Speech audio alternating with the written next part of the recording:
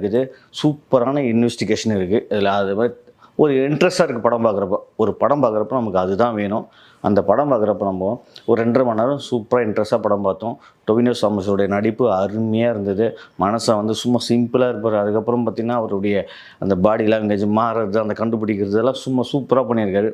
திரிஷா ரொம்ப நாளைக்கு அப்புறம் திரிஷா மலையாள படத்தில் அதுவும் தமிழில் நம்ம பார்க்குறப்போ என்னவோ பண்ண போகிறாங்க பார்த்தியா. திரிஷாவுக்கு ரொம்ப கம்மியான ரோலு, கொஞ்சம் ஓகேவாக இருந்தது.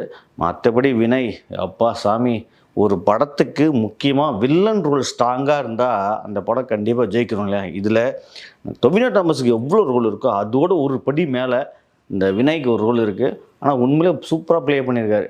ஒரு போலீஸாக, கிரிமினலாக, கேடி கேப் மாதிரித்தனம் எல்லாமே பண்ணுறாரு.